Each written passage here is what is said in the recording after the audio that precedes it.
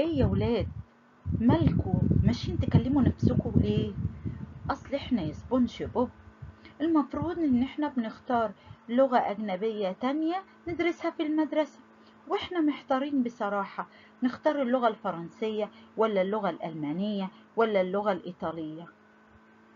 طبعا وبدون تفكير المفروض ان انتوا هتختاروا اللغة الالمانية. اللغة الالمانية؟ طب ليه؟ هو الواحد لما بيختار لغة معينة عشان يدرسها من وسط كل اللغات بيبقى ليه؟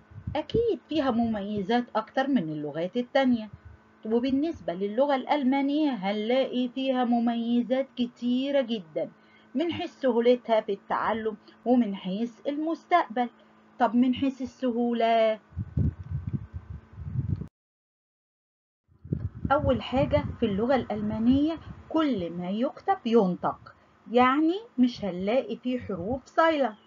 أدي حاجة تانية، في بعض اللغات ممكن الكلمة تبقى مكونة من كذا حرف والاقي 3 4 حروف بس في الكلمة هما اللي بيتنطقوا والباقي لأ.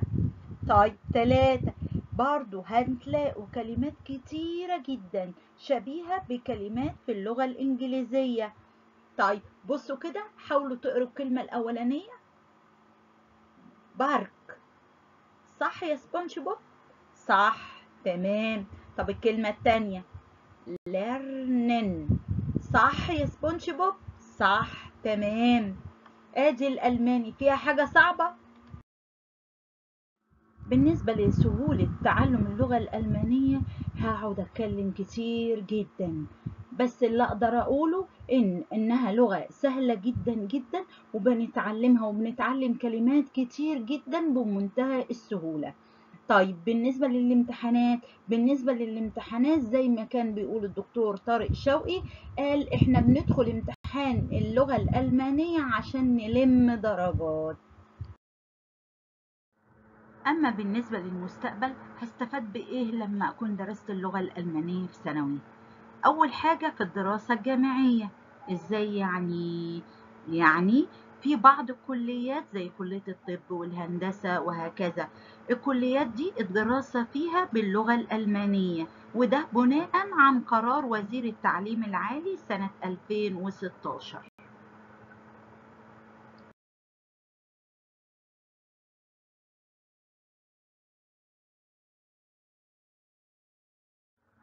لو انتوا بقى حبيتوا تتخصصوا في دراسة اللغة الألمانية ممكن تدخلوا كليات زي كلية الألسن، زي كلية التربية، زي كلية لغات وترجمة.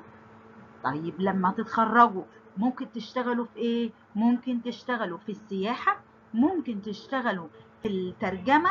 انتوا تعرفوا ان اللغة التانية على مستوى العالم اللي هي بيترجم اليها كل كتب كتير جدا، سواء كتب علمية او كتب ادبية، اللغة الألمانية. وكمان ممكن تشتغلوا في اي كول سنتر، وطبعا انتوا عارفين المرتبات بتبقى كبيرة قد ايه. أما لو أنا حبيت أكمل دراسات عليا في ألمانيا فده برضو متوفر، ألمانيا بتوفر منح للدراسة في ألمانيا، وكمان الدراسة عشان نبقى عارفين بتكون مجانية، وكمان ألمانيا بتوفر لك فرص عمل هناك في ألمانيا، بس شرط أساسي إن أنت تبقى حاصل على ليفل معين في دراسة اللغة الألمانية. بصوا يا ولاد، شوفوا جمال ألمانيا. طبعا دي نبذة صغيرة عن مميزات دراسة اللغة الألمانية. هتدرسوا ايه بقى دلوقتي؟ طبعا اللغة الألمانية.